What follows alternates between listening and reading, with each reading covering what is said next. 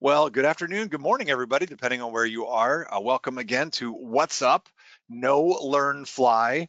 And of course, this month's menu, or this month's topic is going off menu, the ins and outs of great ATC service. If you can see what I'm doing there for you folks out in the West, especially. We're going to get started here today, but before we do that, as always, let's just go through some of the basic mechanics of how it's going to work today. If you are using a computer, check out the menu up above here, or the display or the picture or whatever. You're going to see a menu that looks something like this. So if you would like to ask a question, make sure you look for the little bubble with a question mark in it, and then right down here, type in your question, and then make sure you hit that send button. By hitting that send button, that makes sure that we see it. If you don't hit the send button, unfortunately, we will not see your question. If you're on a tablet, whoops, let's go back one there. If you're on a tablet, you're looking for that little question mark type icon right there. This will pop open this window, type your question, and make sure you hit the send button again so that we see it. And we already know that some folks have already figured that out because we've got questions popping in as I speak, and we will do our best to hit as many of those as we can. As always, my name is Chris Moser. I'm the Senior Director of Flight Training Education here at AOPA. I am a flight instructor and was a teacher for a long time, and I help CFIs and flight schools here at AOPA. And with me, I'm glad to be joined by Dan Justman. Good afternoon, morning, everyone, wherever you're at. Happy to be here and very privileged to be able to lead the AOPA Foundation You Can Fly programs and teams. A great set of resources and programs and tools to help support and grow the general aviation community. We do that through High School Initiative, getting kids excited and in the know of great opportunities in aviation. Our Flight Training Initiative, which we're talking about today, helping support you people in your flying.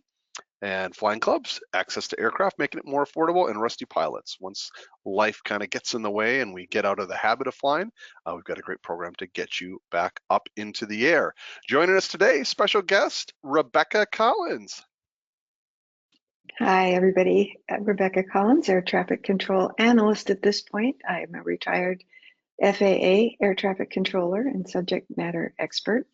I've certified at multiple facilities. They're all listed there. And I'm really excited to be here to see if we can get everybody on the same page as far as communicating with air traffic. Yeah, ATC is always a very, very popular topic for our webinars and others. So we're thrilled to have you here, Rebecca. Thanks so much for joining us again. Great to have you back. Yeah, third time with us.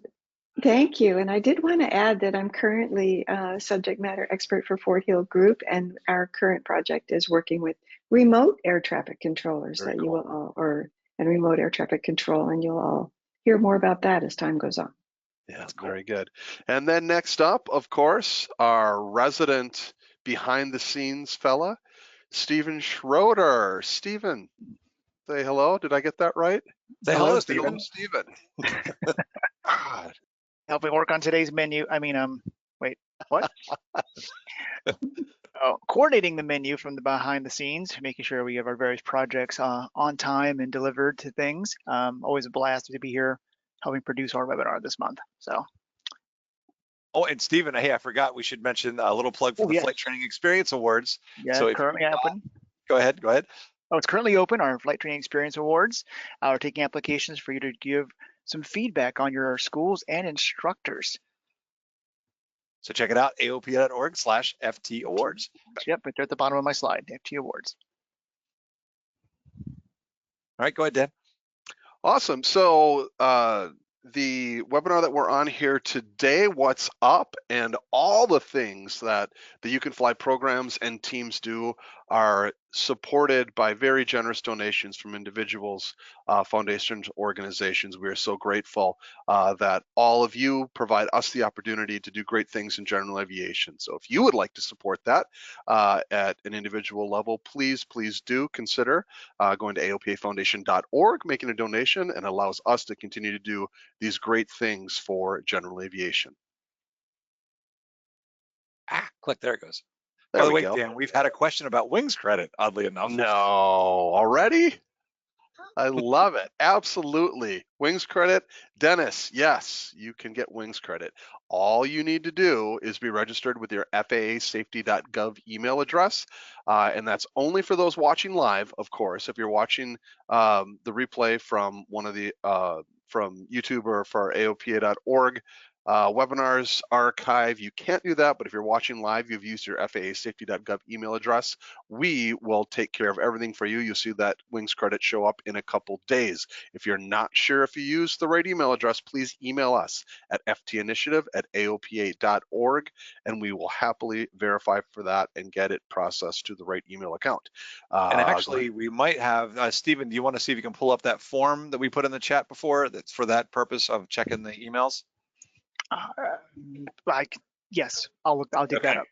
We'll see if we can dig that up. If we don't get that up, ftinitiative@aopa.org. Otherwise, check out the forum. It makes it super easy for us too. So there you go. Very cool. And of course, haven't seen this question come through, but oftentimes people have heard something they weren't quite sure of, would like to watch the webinar again. Yes, this is recorded and will be available to all in just a couple days time before everything gets posted. It'll be on YouTube, AOPA Pilot Video channel, the What's Up playlist, and also webinars at our webinars.aopa.org in our webinar archive of our main webpage. You can find us under the Don't Get Rusty playlist on that side. We got to get that updated. Yeah, well, the request is in. Yes, it is. We put the request in with our team. All right. Anyway. It is. Yep. And Chris, on to you to take it away. Actually, Stephen, if you're available, unless you're looking for that thing, it's this day in history. Did we mention 17 October 1922, Lieutenant V.C. Griffin made the first successful takeoff from our first operational aircraft carrier. It was designated a CV-1, so they converted an old ship hull and put the deck up on top. And just as I was looking into this, it was interesting to find out, like, the original carrier 1920 was converted. It was 542 feet in length, and our most recent carrier is the Gerald R. Ford, which is 1,092 feet in length. So it's come quite a ways. Yes, it has. A little bit bigger, a little bit. Okay, so what is on approach today, or what are we doing today? So today we're going to cover, as you can see, a great variety of topics. Basically what we did was we sat down with Rebecca and we brainstormed things that could help, like tips that ATC would give to us as pilots on how we can better work with them to get great service from ATC. And so as you can see, it's going to cover the gamut from starting with flight planning to hitting best practices, flight following, that hot topic as always, IFR ops, and then even training tips at the end. So Rebecca, I'm really excited to do this with you today. So let's go ahead to our first slide, which is flight planning. Can you give us some great tips that ATC would recommend to us on getting ready to go fly? Absolutely. Of course, you'll want to know the boundaries of controlled airspace and look those up and review the airport diagrams of where you're planning on going and the other airports that might be in the area for you if you needed to divert for some reason. And you want to make sure you understand what types of airspace that you're going to be flying in and what you're going to be flying around and what the rules are. And hopefully you won't ever enter airspace where you don't understand what the rules are. So plan ahead, anticipate what's going to happen next as you're going. So you know that as you leave one airspace, you're going to have to change frequencies, get ready for that. Know what types of requests that you're going to have for air traffic controllers. Kind of think about that in advance, what you might want to express to them. So your flight planning, just before you even get started on actually being airborne, is super important, and it shows. So if you haven't done that, when you communicate with air traffic controllers, they're going to become aware pretty fast that you're not familiar with where you are, that you don't know what the rules are. And that's a little bit frustrating for everybody concerned. Absolutely. And of course, if they do get to an airport and say they reviewed the airport diagram, but it's confusing, just want to say that progressive taxi, asking for the progressive taxi, is not really an imposition on ATC. You guys don't mind that we do that? Absolutely. In fact, I will stress over and over and over again, communicating with ATC, asking questions when you're not sure, letting the controller know your status, if necessary, if you need anything at all. It's really important. Communication And we'll get to that as we go further into Yes. the slides. Absolutely. All right, cool. And then along with flight planning, we've got a couple of other tips here, which was, again, well, you tell us that some of the ideas of getting ready ahead of time and tips we can do that. Yeah, no. So when you get into looking up the airspace, just make sure. I mean, a lot of it is described in the AIM. It's very easy to look it up. It's the charts are available. You can find almost everything digitally these days as well. I know I put down the book that is mentioned in the AIM itself, but you can find everything digitally. You don't, most of it anyway. You don't necessarily have to have paper. And know your aircraft. I mean, really know your aircraft and its limitations.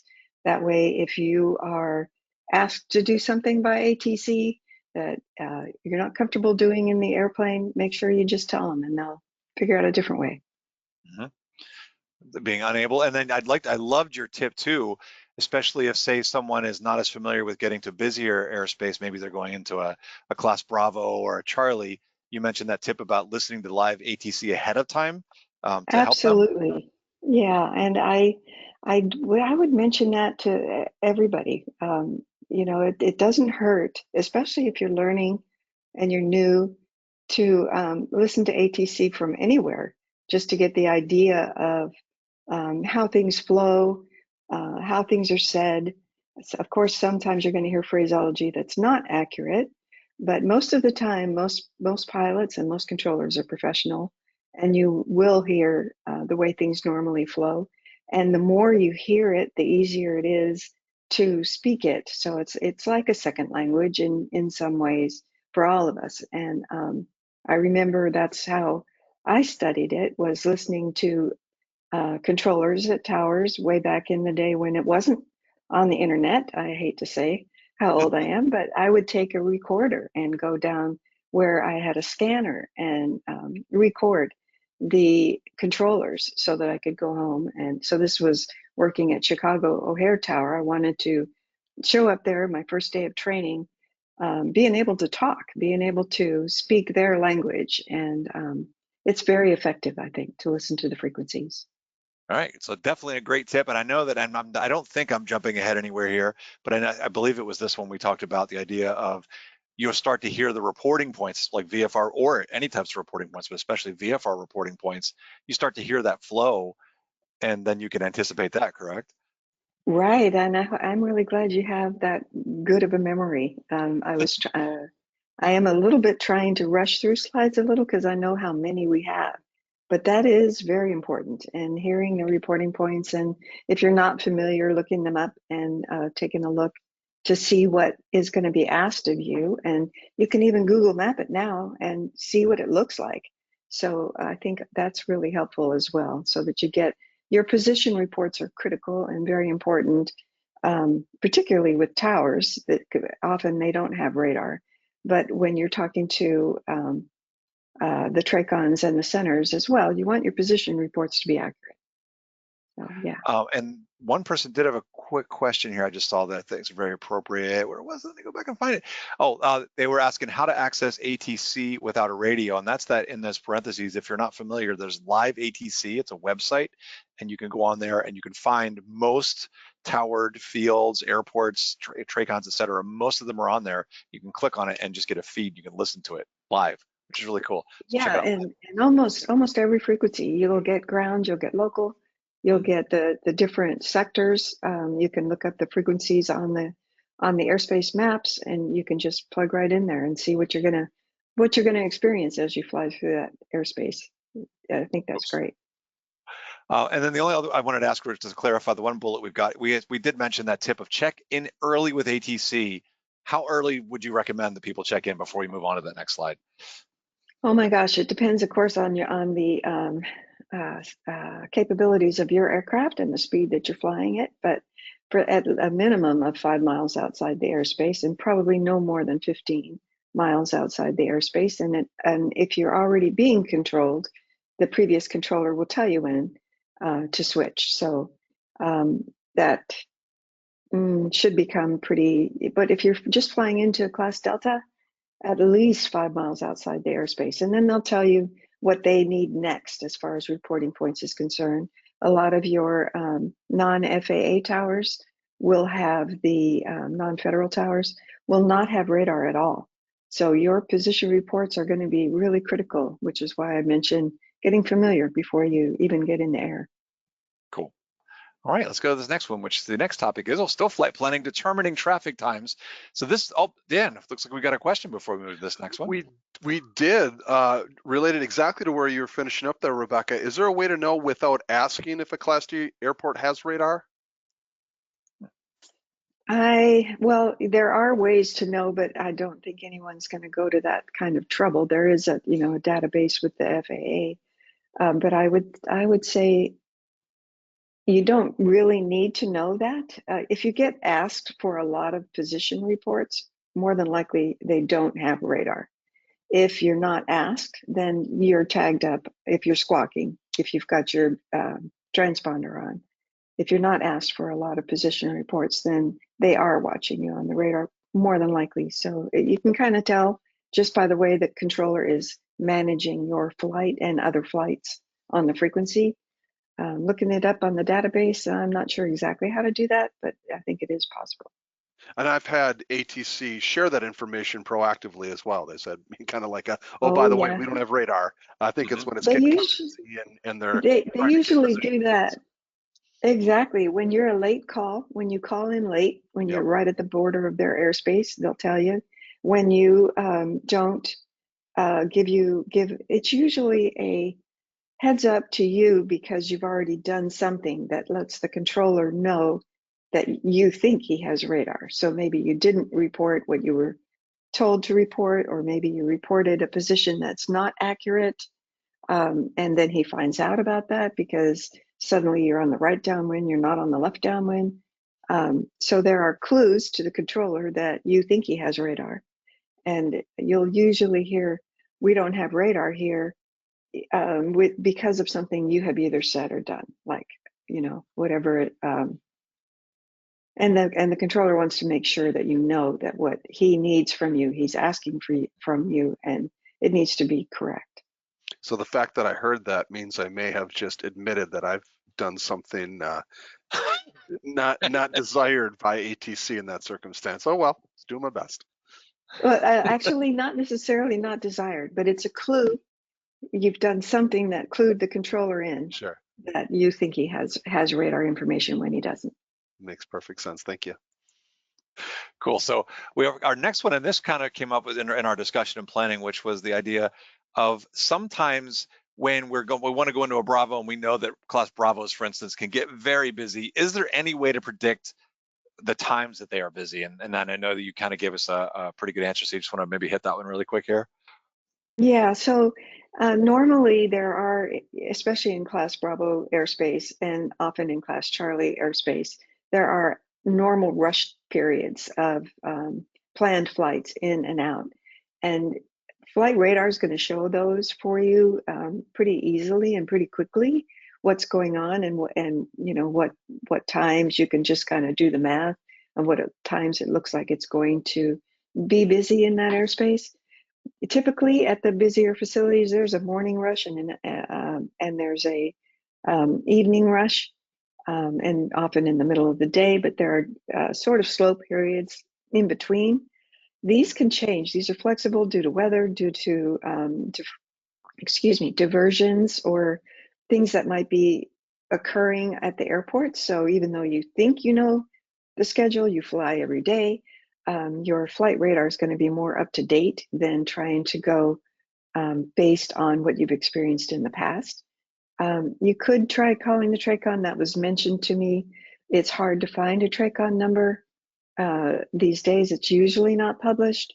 You can maybe have the tower contact them for you, or you could have a tower give you the number perhaps, though they may be a little bit reluctant to do that, but they do have those phone numbers. So I would say that's basically the best ways to do that. Yeah, and I have experienced myself where an aircraft, a VFR aircraft, arrived at Chicago during a very, very busy time and was spinning VFR. in between the arrival runways in order to find a space for him, her, actually it was a him in this case, and didn't let us know when he was running low on fuel. So that became a problem and doesn't need to be. So make sure you keep an eye on your own, if you are being delayed by ATC, your own circumstances, and make sure you keep your aircraft safe and communicate anything that you might need in that case, in those kinds of cases. And of course, you mentioned too, in some cases, if you want a prediction, sort of filing IFR Yeah. will let you know, because if they're going to tell you if there's big delays, at least when you Oh, file IFR. absolutely. Yeah, the IFR is the best way to know, because you've got the command center looking at the airspace all across the country, and they are fitting you into flow that's from information that they have that's current, accurate, and around the country. So that's the best way, of course. All right. All right, so the next one we wanted to talk about a little bit about radar coverage, and I think that the topic that came up, you mentioned the idea of mosaic that's out there, and the idea of the, when sometimes when we get lost, when we don't have radar coverage. So how do we deal with that? Yeah, so radar coverage, it's getting better and better and better across the country, and more reliable across the country. And they are doing mosaics. So Mosaic is bringing the feed in from multiple radars so that it is not only more accurate, but more reliable. But there are going to be areas where there's a mountain in the way, or some reason why there isn't radar coverage for temporarily. Most of the time we don't see radar failures these days, but it can still happen. And the impact on the pilot is, you're going to, first of all, most controllers are going to tell you radar coverage lost is a requirement if you've been being provided radar services. So they do have to tell you radar coverage is lost, and what they want you to do. Often it's a report here or there as you're making progress, so that they are aware of where you are and can apply whatever separation criteria that they have for you. And they're counting on those reports when they don't have radar to be accurate, and use those for separation during those time frames. So, and then they'll let you know as soon as they have radar coverage back for you. Right, and then the big thing with reporting points, just expect to be reporting if need be. Absolutely, yeah. All right, let's go to this now. Now oops, I skipped one by accident. Let me go back. There it is. So for visual separation, now this is a big one that when we were brainstorming, I know that you definitely were bringing up some really good points about. So can we talk a little bit about this idea when we're having to do visual separation? What are the tips that you would give us? Okay, sure. The air traffic controller cannot ask you to provide the visual separation with another aircraft unless they're certain that you see the other aircraft. So that's number one for them. When they do ask you to provide visual separation, it relieves them of creating the amount of space that they have and have to keep all the way until touchdown, or all the way until you're separated, in a different manner, one way or another. So there's several ways of separating aircraft, but basically visual separation takes that responsibility from the controller and puts it onto the pilot, which allows for that separation, that instrument flight rule separation or class Bravo airspace separation, to be minimized. So it allows for the two airplanes to get closer to each other than they would otherwise. So it can be more expeditious for your flight if you do see the aircraft. But letting us know that you see them on the fish finder, or whatever, however you want to put that, is really helpful. It lets us know that at least no matter what, you're not going to run into that airplane because you have information. But it does not allow us to assign visual separation to you until you actually report that aircraft in sight. So you don't want to do any extra maneuvering around just because we issue traffic. Because if we think you need to maneuver, it's important, we'll tell you that. If we're responsible for the separation, we'll tell you that. However, always you're responsible for the safety yourself. If you do think maneuvering is required, make sure you let the controller know, I'm going to do this for this reason, because that's priority. Your safety is absolute priority on both sides of looking at this. If you lose sight after you've been told to, if you're VFR, maybe you're told to follow an airplane, maybe you're told to pass behind an airplane, whatever it is they're telling you to do, or maintain visual separation. Those are three different things. The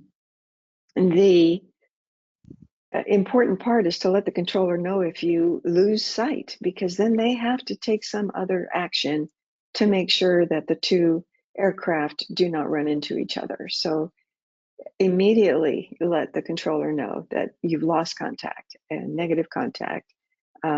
So if you, in the very beginning, when you're issued the traffic and you say negative contact, that holds true.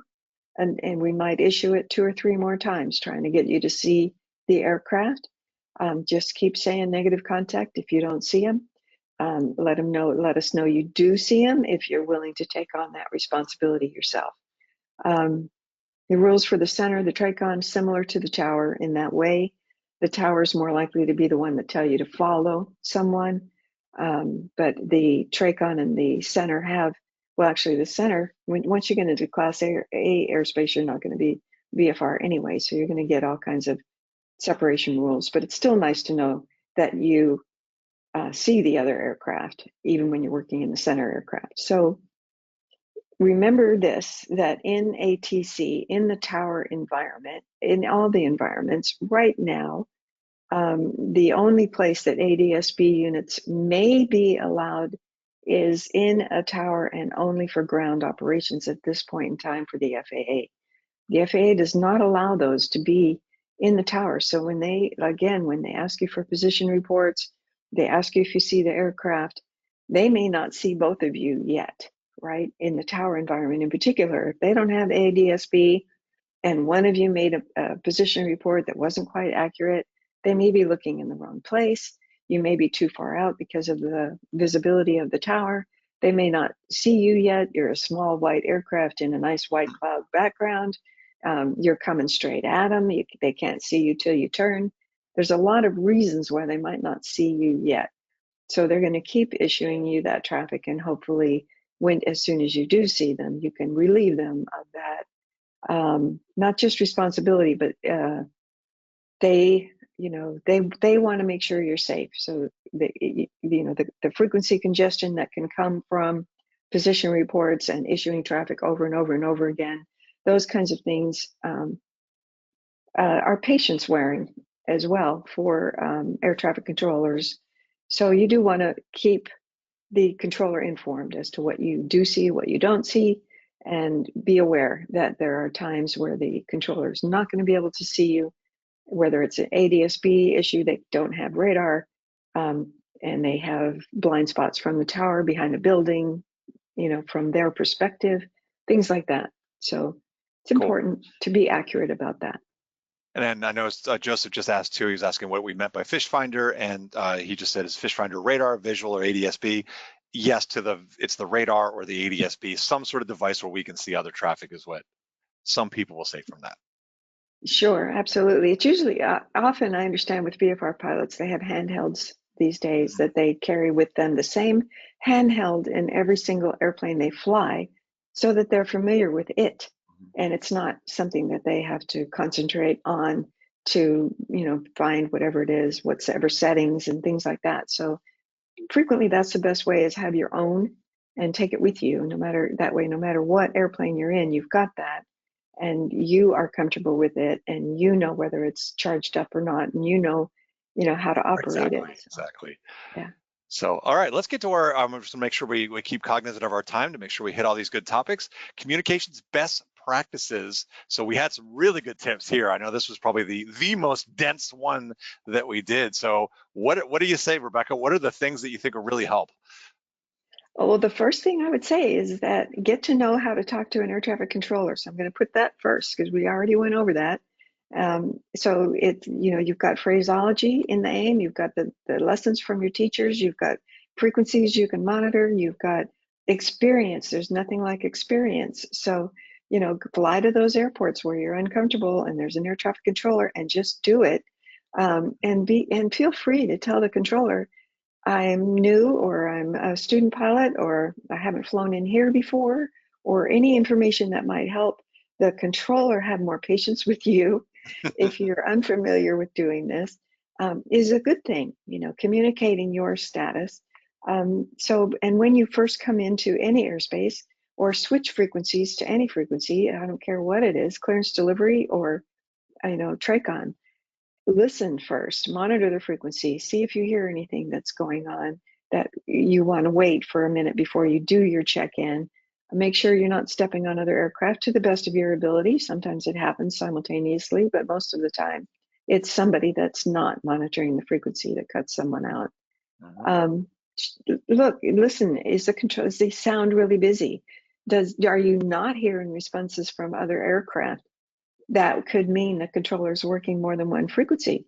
And I know at SoCal TRACON, when we worked the Miramar airspace, we might be on 7 frequencies at a time. Wow. You know, so we would have the fighters on their personal, you know, 6 frequencies, and then we would combine up airspace. So then you would have, you know, 2 different sectors combined into one, and airplanes might be checking in on a sector's frequency so you're, you know, that's a lot of frequencies to be listening to. So when you hear that, if you're really familiar and you think you might know what frequency, fine, you might want to try switching to that. But if you're not familiar and you think that you're on the right frequency, you can ask, you know, is there a frequency you would rather have me on? But normally, don't worry about it too much as far as what frequency you should be on. The controller will get to you if he wants you on a different frequency, and she will tell you they want you on a different frequency. And then do that. And then again, when you switch, monitor before you call in and let them know that you're on the frequency. And remember that if it's quiet and you go ahead and you speak, the air traffic controller may still be doing other things. They may be coordinating, they may be training, they may have actually a phone call, which is important. You know, a lot of these smaller facilities frequently have only one person in the cab at a time. They're working clearance delivery, they're coordinating with the TRACON, they're answering outside calls, which could actually could be an emergency call from an aircraft on a cell phone. So just because it's quiet, don't expect a response immediately. Have the same kind of patience you expect from the controller. Give them a little bit of time to come back to you, and they'll appreciate it, and vice versa. They should be giving you some time. So when calling early, we already talked about that for flight following, and give them some time to respond. Remember, you're not the only aircraft they're working. That just because you don't hear them talking doesn't mean they're doing something for other aircraft. And here's a big one for me, and it's use your call sign. So, you know, a lot of times you'll hear the controller call the airplane by a call sign, give them an instruction, and all you hear back is Roger. Well, there's an immediate antsiness on the controller's part. Is the right airplane going to turn base? Is the correct airplane descending? You know, so we want to hear your call sign and know that your aircraft is getting the information that I just gave it, or the instruction that I just gave it. So use your call sign. You can abbreviate it. You can use the last 3 numbers of your call sign, but use your call sign. And listen carefully when a controller is speaking to you so you can read it back. Expect to read it back. And if your read back is correct and accurate, you're going to get a lot more patience from the controller too. So these are the kinds of things that you asked me, how can you get the best service from a controller? It's when they really think that they are working with a team member, and this team member is doing their best. And that includes all of these things. So if you need to give the controller a lot of information, or even, you know, your request, which doesn't seem to you like a lot of information, give them a heads up so that they can come back to you and tell you when it's a good time to give them your request, because they may have 3 or 4 other priorities right now that they want to get to before listening to your request. Let them have that opportunity. If they, they might come back with immediately with, go ahead with your request, or they may say stand by and move on, or they may just not even answer you, but they have heard that you have a request and they'll go do those other 3 or 4 priorities, come back to you and ask you, what is your request? If they don't, give it a little time. They may be doing something, and then ask them again, I have a request. So if you're not sure how to say anything, use plain English. So if you don't remember the phraseology, if you don't remember how the AIM says for you to say it, if you don't remember how your instructor told you to say it, that's okay. Use English. Just go ahead and say it in the most clear, concise manner that you can think of. So give it a little thought before you key the mic. Know that there's a delay in most microphones. There's a couple seconds. So don't just start talking as soon as you hit that transmitter button. Give it a second and then go ahead. Be succinct and clear about what it is that you're trying to communicate. So all of these tips are going to get more of a team effort with everyone. Everybody's going to be less frustrated, more patient. Your service for your aircraft and your flight is going to feel smoother and feel better to you. And in honesty, more of your requests are going to be approved because they know that you're not going to cause them frequency congestion. They're not going to have to repeat themselves. And if the busier they get, that's the pilot that they're going to want to see get on the ground and stay there for as soon as possible. That's not the one that they want to be working with. So you'll get a better response if you've practiced all these things and use these best practices. Rebecca, we had a few questions pop through about call signs when you were talking about that. First one, when is it appropriate to abbreviate the call sign? What's the right practice for that? Yeah, anytime after the first contact with ATC, you can abbreviate your call sign, and you can use either November or you can use your type aircraft in front of those last 3 of your call sign. Now, if there are similar sounding call signs on the frequency and you know it, and maybe you've noticed it before the controller, you're smart to use the full call sign. So if you've got 2-3 Papa and 3-2 Papa on the same frequency, you may want to add, make sure you use your type instead of November and maybe use your full call sign. If the controller needs you to do something, and I've actually seen controllers say, I'm going to call you this. I'm going to call you Cessna, Blue Cessna, because your call sign is almost exactly the same and there's too much confusion here. So for a moment, the tower might say, I'm going to call you something else. But that's not normal. That's not frequent. But the main thing is to answer your question. I think I answered that. When to abbreviate, it's appropriate, but also when not to, even though you're allowed to.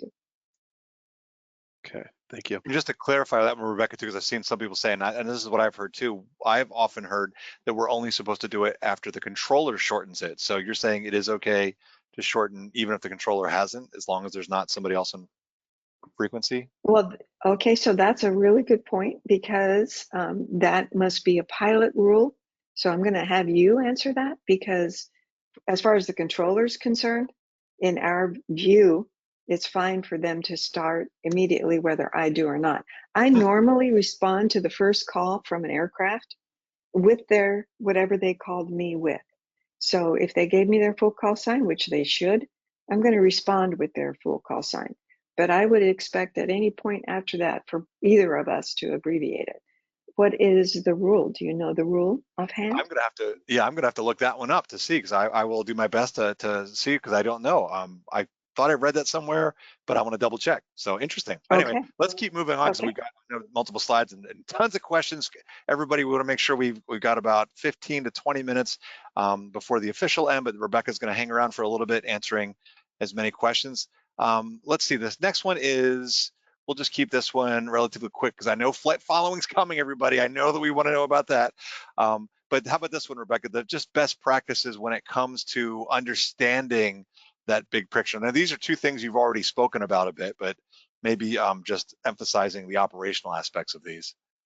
Yeah, okay. And yes, these are a little bit different than what we've already talked about. So, but the bottom one is the same, and I can't emphasize it enough, is be a team player, right? So you want to respond well and respond accurately to anything that you're instructed to do, and work to understand the big picture. So the main thing is to realize that the controller usually has a lot of things going on at once, no matter what facility you're talking to.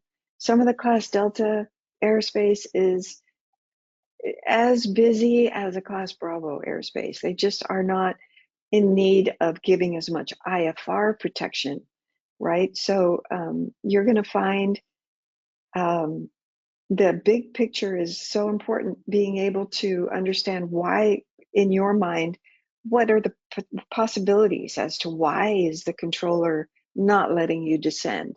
Why is the controller not yet giving you approach clearance? Why is the controller telling you to extend your downwind if they don't give you a reason? So they're not just doing it for fun. They're doing it because they're responsible for separation. They're responsible for sequencing. They're responsible for spacing. So they're doing it to accomplish those things. So if you're being held at an altitude, maybe they issued traffic and you weren't able to see them. And if you can't see them, then they are responsible for IFR separation. So they're going to keep you at an altitude that separates you from other aircraft. They might be keeping you at an altitude when you're VFR to keep you clear of airspace. They may, but I think we're going to get back to that VFR stuff as far as in airspace or around Class Bravo airspace, so I won't get into that in great detail. But mainly know the big picture. They might be holding your approach clearance for separation with another aircraft. You're slow, the other one's fast, but they don't yet have enough separation to give you the actual clearance down into the same altitude, so they're holding off on giving your approach clearance, extending the downwind, same type of thing. If you don't see the aircraft that's on final, then they're going to have to tell you when to turn base, or at least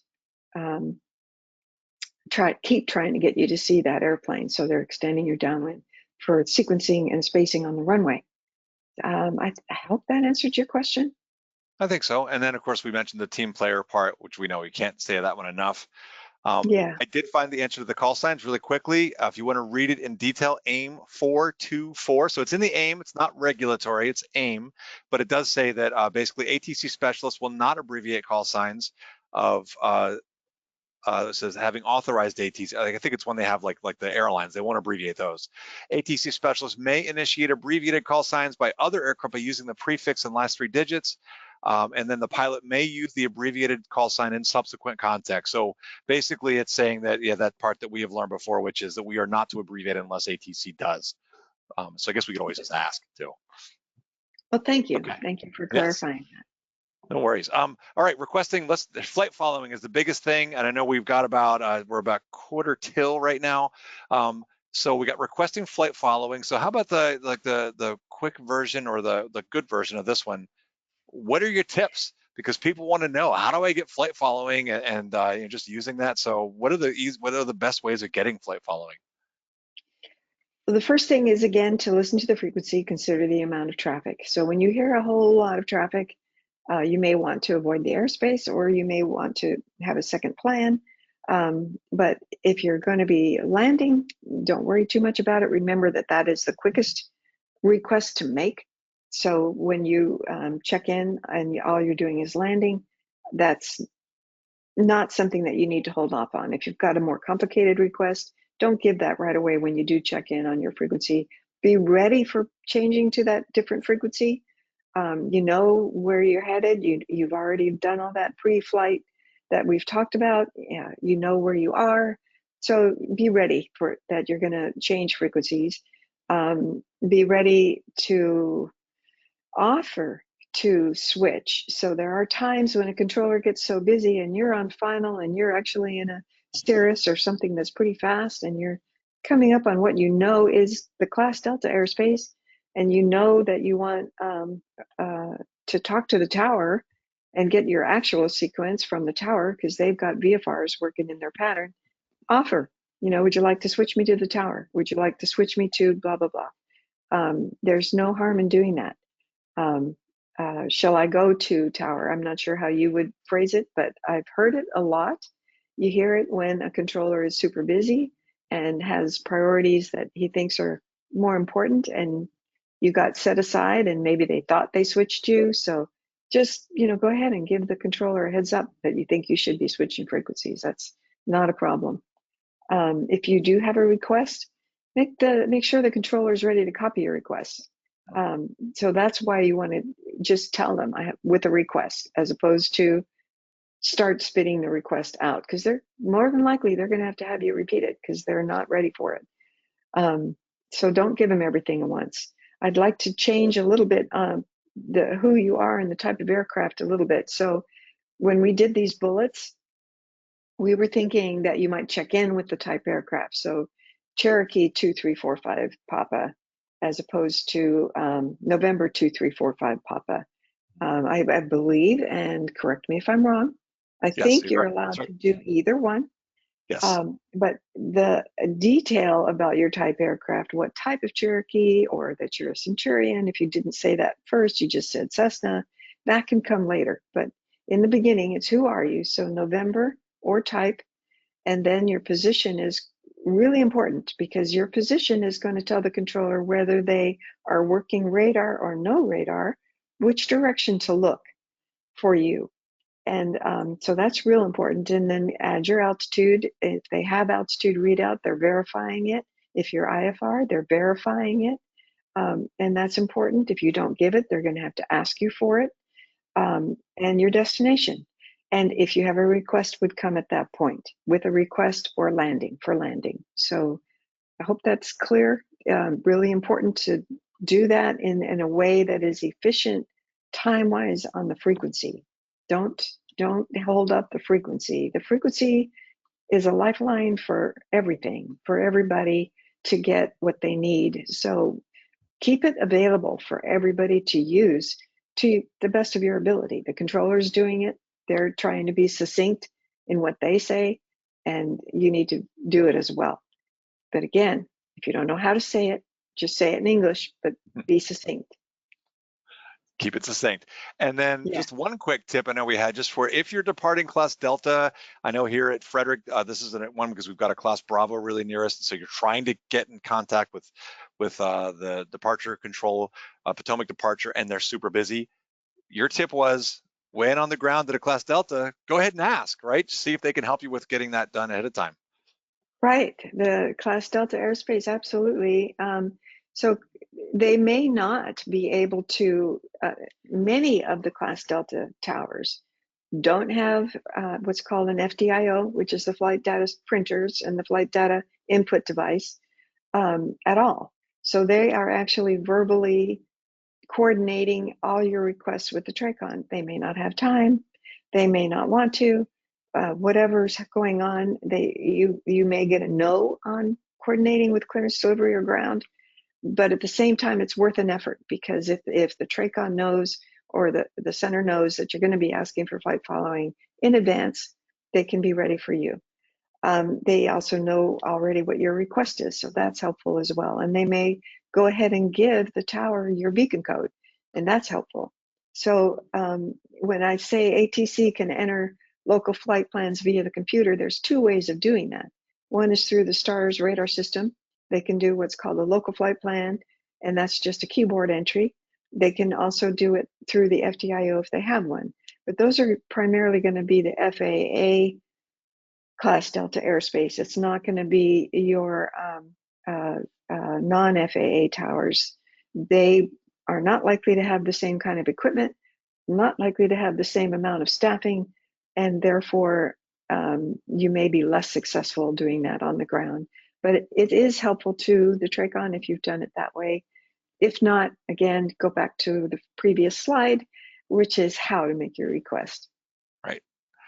So the biggest thing is maybe helping them out, getting that information passed on. All right, we've Right. only got about, let's see, about 10 minutes left in our official time before we go to the just full out just questions. How about the short version of this one? Just let's say you're out, you're flying, you're getting flight following, so you're flying VFR, because obviously IFR is a little bit different, and you're getting vectored out over something you're not comfortable with, or they're just whether it's the ocean or whatever. What is a way to handle that? Okay, I'm going to answer that with what I think is the most critical piece of information. Pilots are responsible for the safety of their aircraft.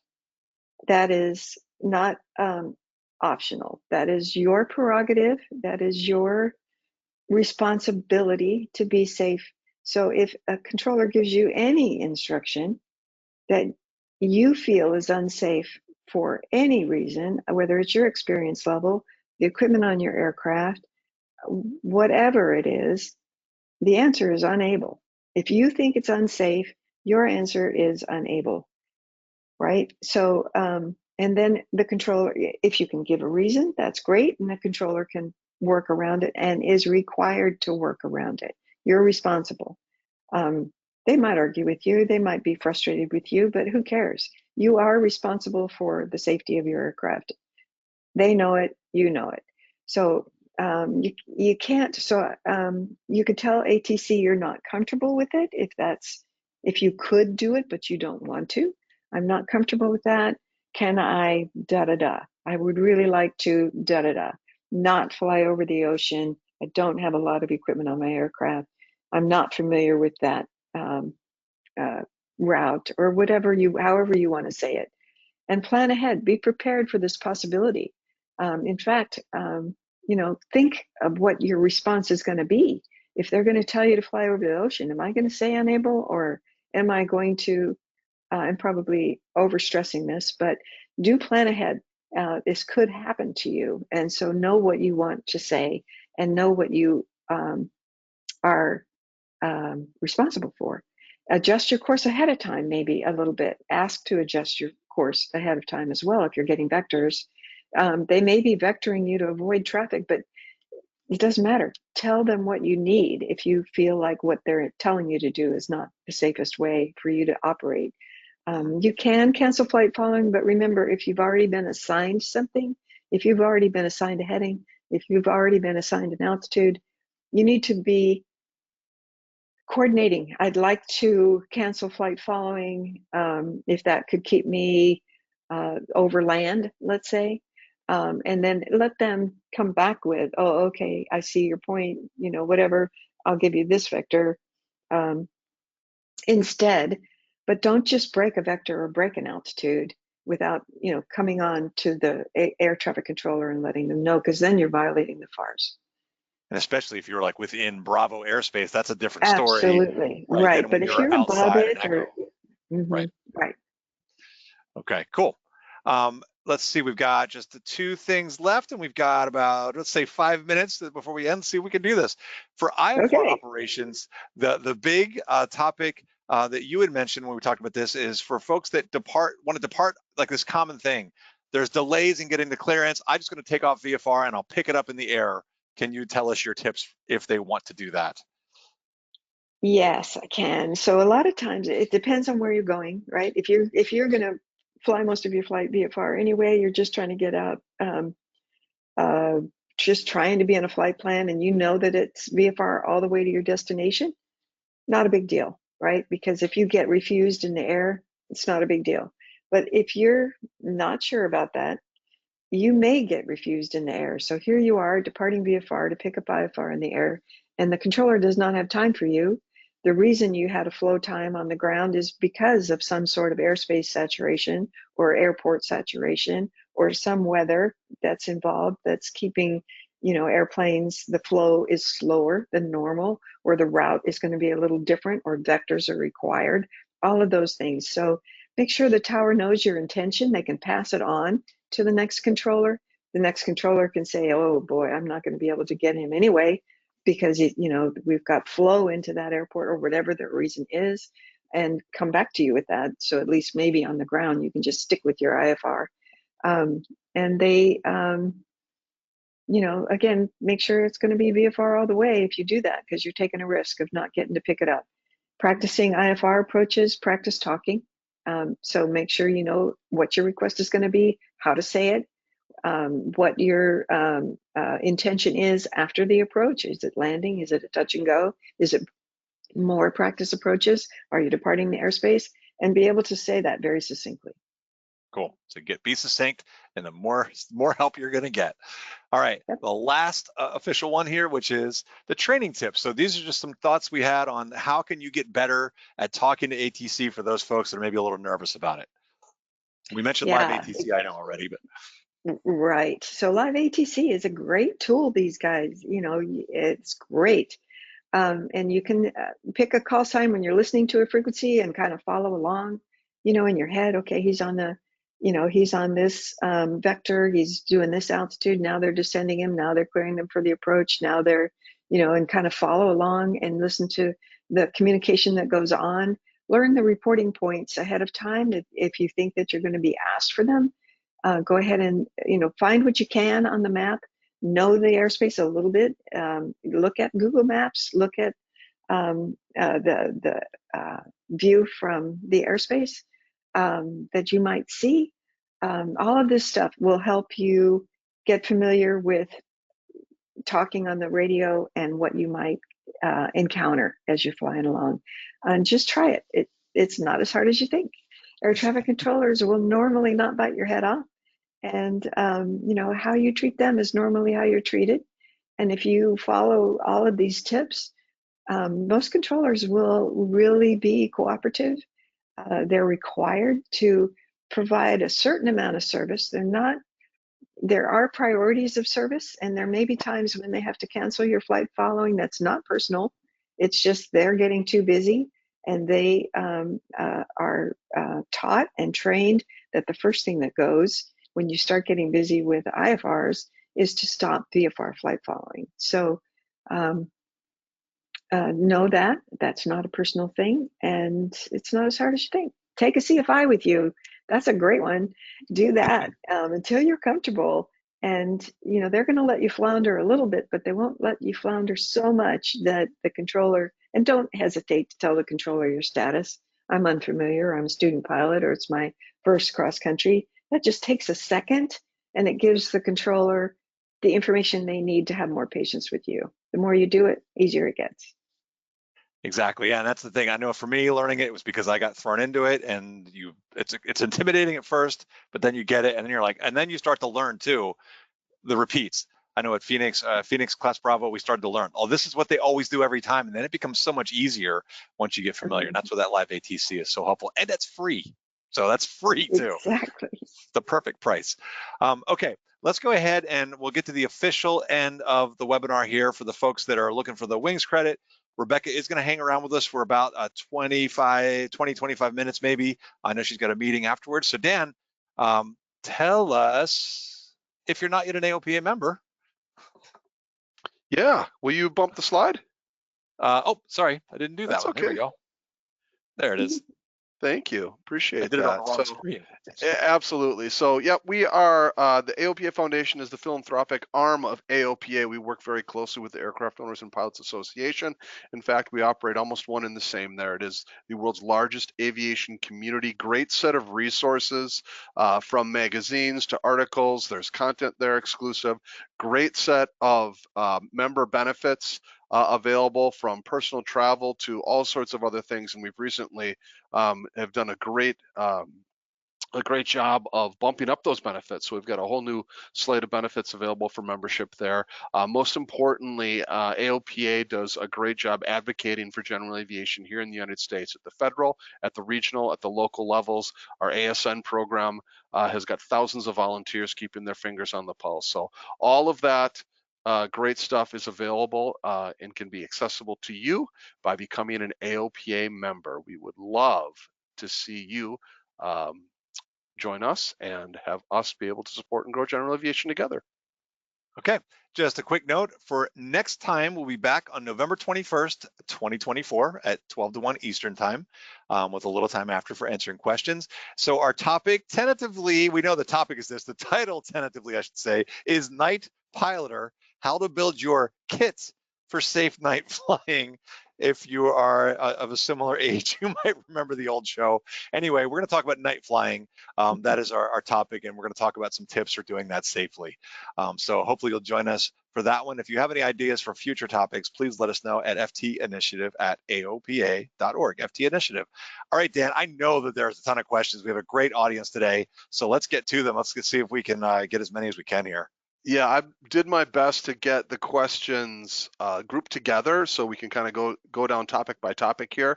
All the way back to the beginning when we talked about flight planning. Are tower and ground frequencies unique, like uncontrolled airports where CTAF frequencies on multiple airports? And the question was being asked because they never hear airport name when listening to ATC. So are tower and ground frequencies unique, different than those at CTAF frequencies? Yes. Quick answer is yes. They are unique. They may be the same, but if they are, they're far enough apart to where they would never, they're not going to interfere with one another. But yes, tower and ground frequencies are unique. There are times when the ATIS will tell you use only one frequency for both responsibilities. Ground and tower are two separate responsibilities in a tower cab. When they're both manned, then you would have two separate frequencies. And I think that might be where you're driving at, but I hope I got the question right. Yeah, I think you did. Thank you. All right, moving on to airspace. And I'm hoping that this is a hypothetical, but you never know. What is the best strategy if one accidentally gets into Class B, Class Bravo? Do you stay there? Do you get out? Do you wait for ATC? What do you do? The best, if you know what frequency to get on, first of all, I would try to get out. I would start heading out and calling. So the reason I would call is because you're less likely to be violated if you call and say who you are and where you are. And I think I accidentally entered Class Bravo airspace and I'm flying heading blah, blah, blah to exit the airspace. Or do you have something you'd rather I do, So again, the check-in is not all of that at once. That's not your check-in. Your check-in is who you are and where you are. With information might be something rather than with a request. And they will come back and find out who you are and where you are. They're going to track you anyway if you get very far into Class Bravo airspace. So you might as well just fess up and get the help you need to get out. Makes sense. Thank you. Continuing on with airspace, for GA aircraft, does filing IFR over the top of a Class Bravo airport present unnecessary problems for ATC? When doing that, they seem to get rerouted a lot. That's interesting. So that would be answered probably easier by a center controller that does the rerouting than by me. But I have not noticed that. Most reroutes come due to the fact that we have specific routes that are preferred for the command center that we get from our flight data information from our FDIO, from our host computer. They're not usually an ATC preference. If you're talking about rerouted in the air, somebody gives you a vector and then you come back to your airspace. There's so many possible reasons for that. Could be traffic, could be weather, could be something happening within airspace that they want to avoid. So can't really answer that one. Okay. Any clearer than that? I'm sorry. Do you know the answer? No, I don't know that one either. Okay. Yeah, do not. Regarding some en route questions, if I'm handed off to another controller and told to squawk another number, should I acknowledge other than squawking the number? Yes, always use a call sign. Yep. All I'm saying there is we know the right aircraft is going to change its code. I mean, when we give you any instruction whatsoever, it's much better to use your call sign. But then go ahead and just say the code is fine. Then we've got the readback. Okay, good. So we do have a few questions about flight following.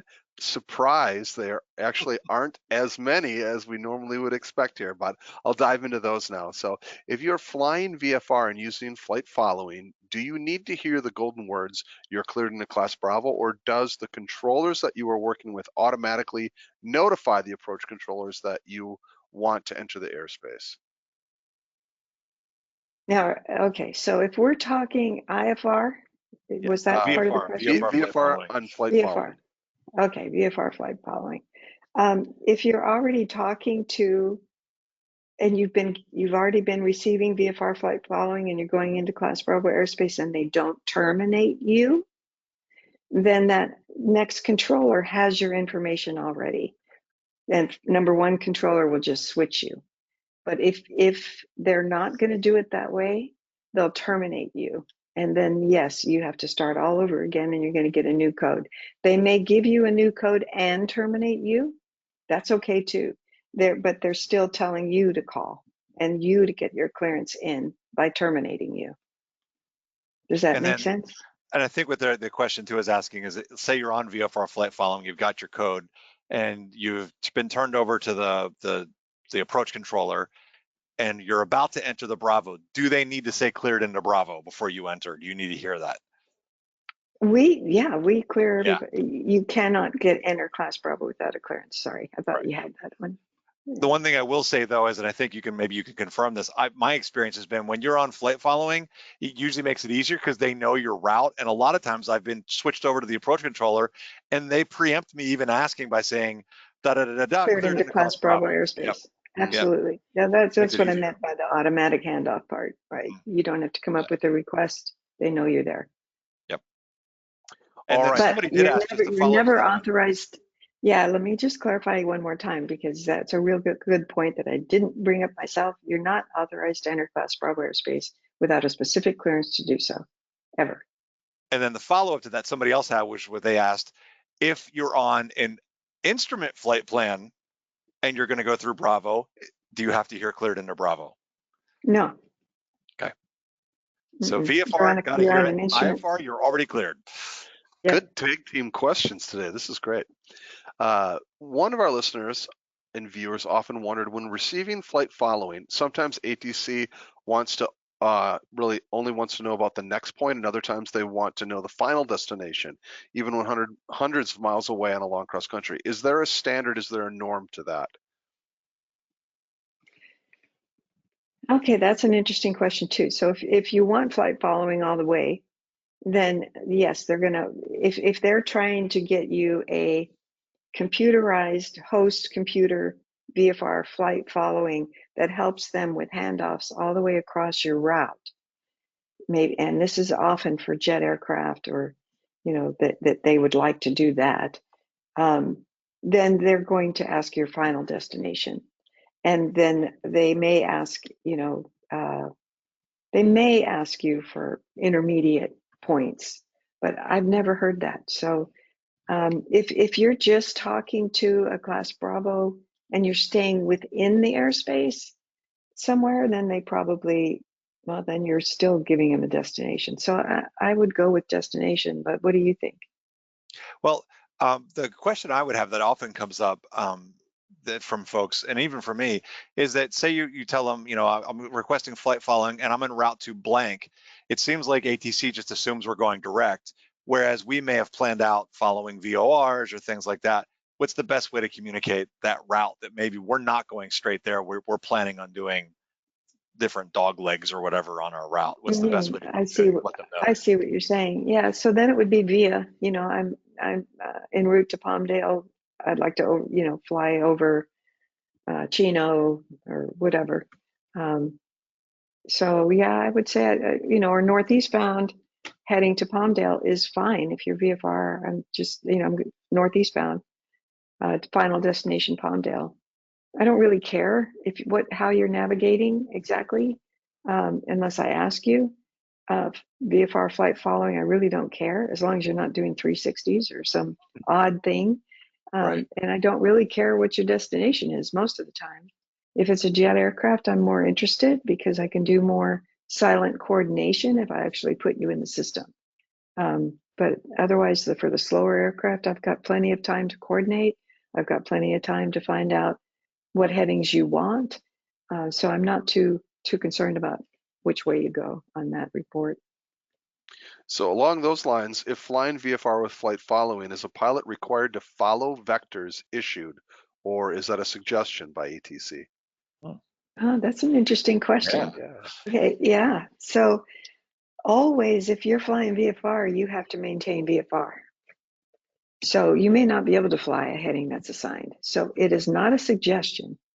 It is an instruction. If you are given a heading by a controller and you need to fly it, but if there's a reason why you can't fly it, or even a reason why you prefer to fly something else, then do all the communication that we talked about earlier. Go ahead and let them know that's going to put me right into that thunderstorm off my left. I'd prefer to stay over here. We can't see a thunderstorm necessarily. I mean, some of the radars can present some weather, but we don't know that you're looking right at a cumulonimbus mama out your left window when we give you that vector. So it's up to you to be safe, but a vector is an instruction and it needs to be followed if it comes from ATC, unless, as I said. Yeah. When initiating flight following, so I'm assuming they mean when requesting flight following from ATC, on climb out, do you need to give the current altitude and the altitude you plan on climbing to? How would you prefer So that communication to be made? yes. So especially if you're requesting from a tower, they don't. So are we en route already requesting flight following? Don't have that in this differentiation scenario? noted. It probably, Okay. I would guess, like It the says initial climb thing. out, so I'm Yeah, guessing. so let's say you departed your Delta, like good situations like here. We've departed Frederick's Delta. We're calling Potomac TRACON. We're climbing to get to our cruise altitude. Then I guess yes, that's absolutely. You want to give it. So they are verifying two things when you do that.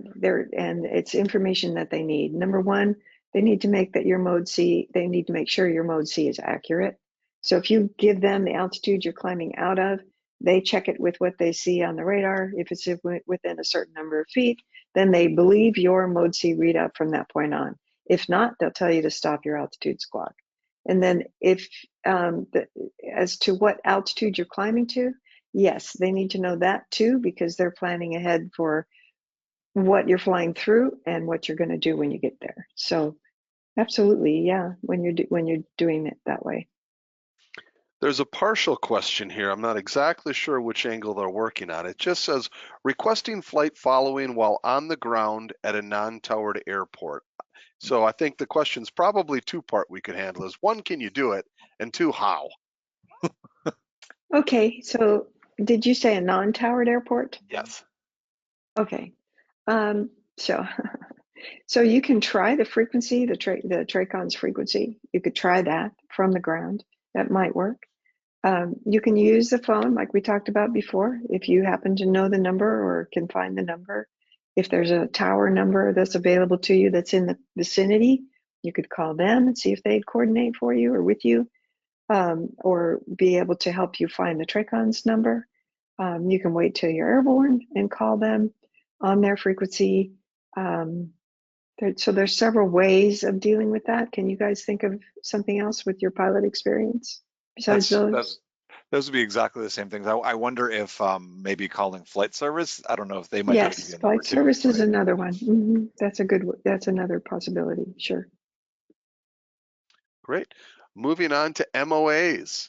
If I want to fly through an MOA with VFR flight following, what should I do to prepare ahead of time and also during the flight? Okay, so if you want to fly through one, I'm just repeating the question. If you want to fly through one, what should you do ahead of time? Mm-hmm. Right? With Okay. VFR flight following, so it's a two-part. It's an MOA and Yeah. a flight following question. Well, always make your request the sooner the better. So if you're going to be doing anything, that's the route that you want to take. Make your request the sooner the better, and see what the answer is and what comes out of it. That I can't really tell you what your answer is going to be at all Mm-hmm. on that Yeah. one. Do you Related have? to, go ahead. Go ahead. No, I was just going to see if you had input on that, either of you.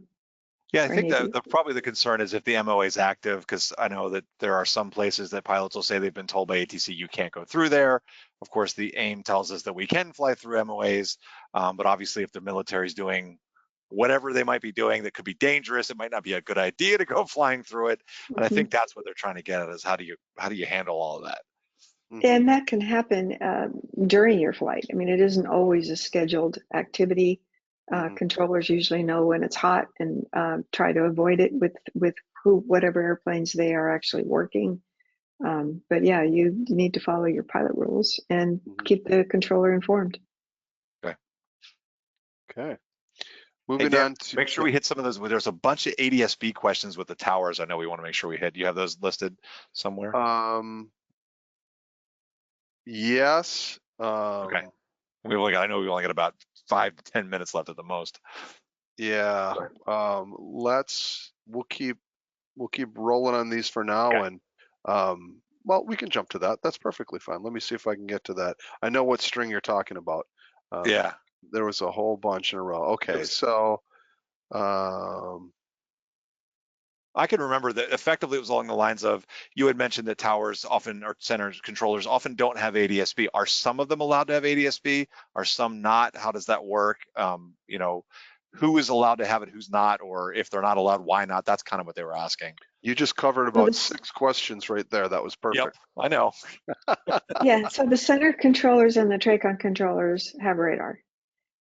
So they don't need to have the ADS-B. They have mosaic radar. So the separate mosaic, ADS-B input.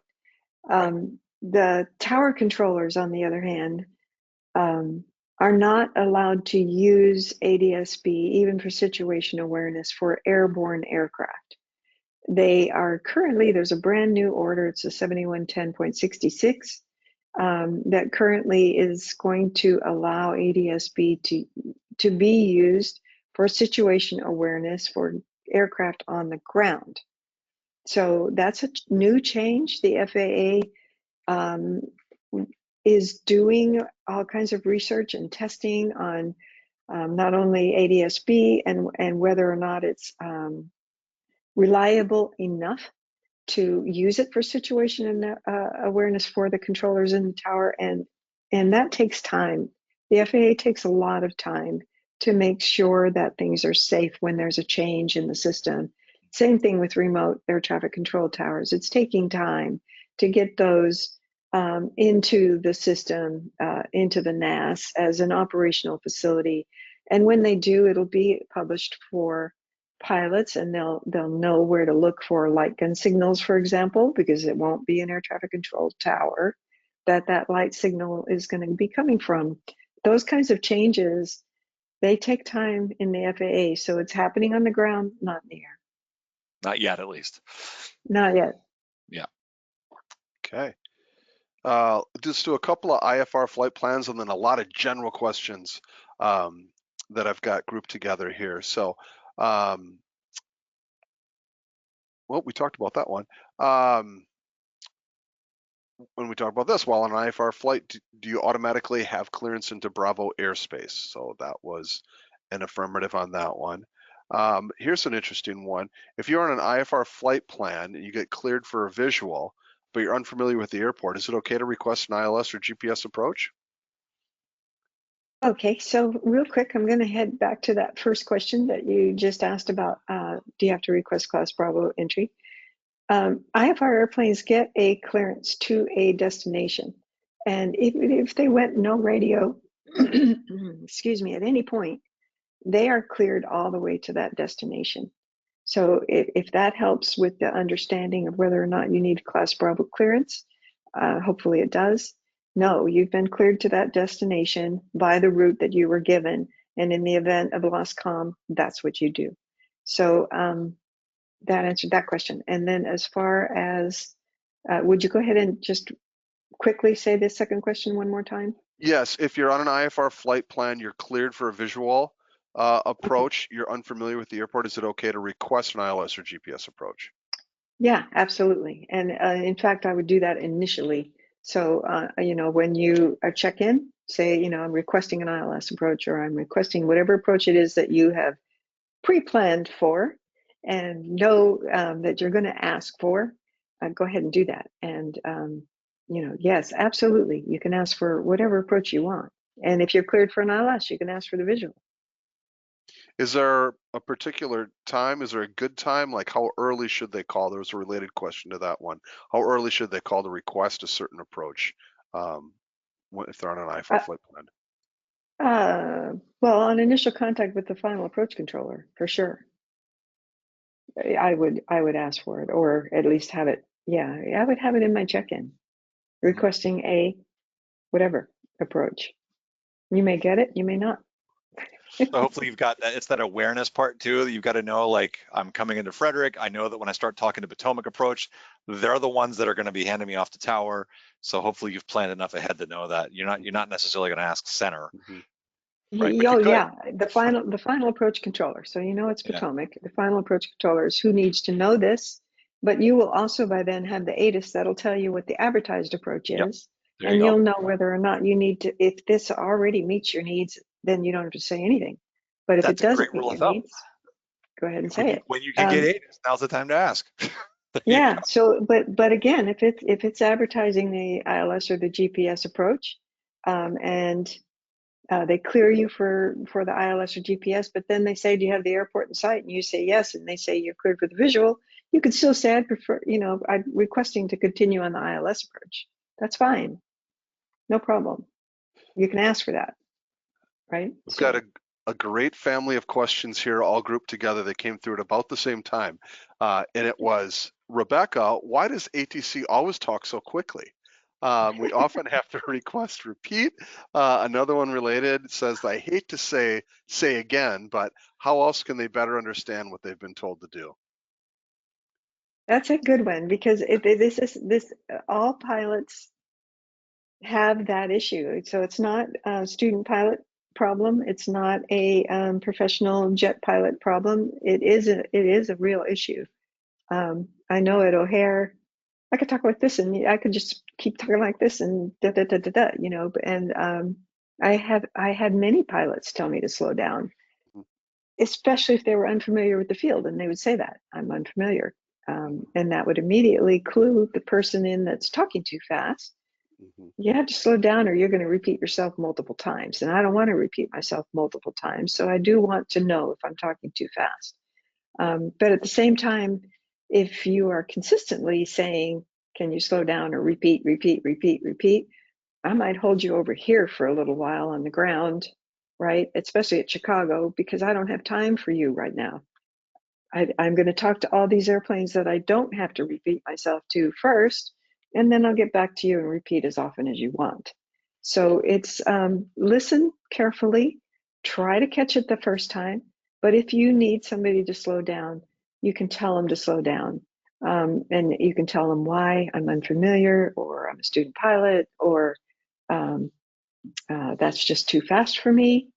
That's fine. I think that the more clear you can be as far as your reason is concerned, the more cooperation you'll get, especially if you say it in a non-exasperated professional tone.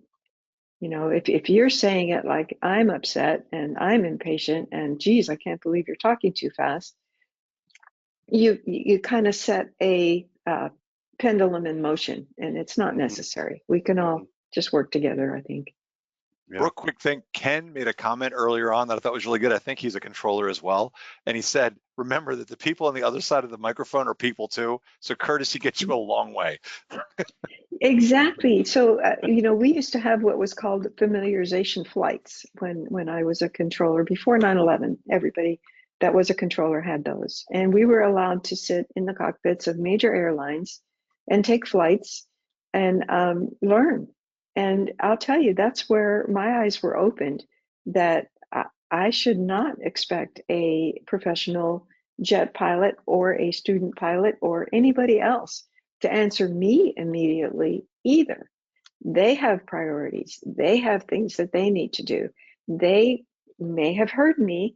They don't have a second to answer me right now.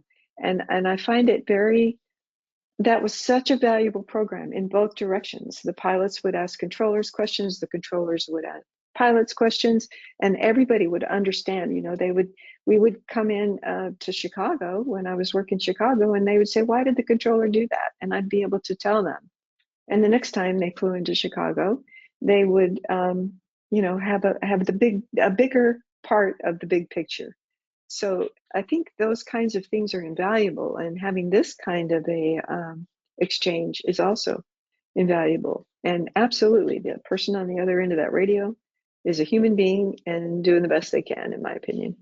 There was one note in there. I didn't copy it over to my notes page, but I thought it was great. It was to that point of controllers are people too. Is like they've been getting great service from the tower and controllers there. Can they drop donuts off to the tower to say thank you for a job well done?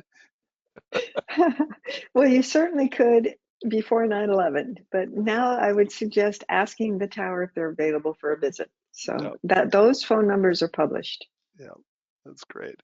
Real quick, I know we're getting right to the end here, but I thought this was an interesting question from someone who's probably just getting going. If you tell a controller that you're a student pilot, does that information get passed on to the next controller? It might. It kind of depends on how hard the controller had to work with you. So yeah, if there were any issues of you following instructions or things like that, that might get passed on. You know, make sure you keep an eye on him. He's a student pilot, but not normally. I would not count on that. Mm-hmm. Okay, thank you.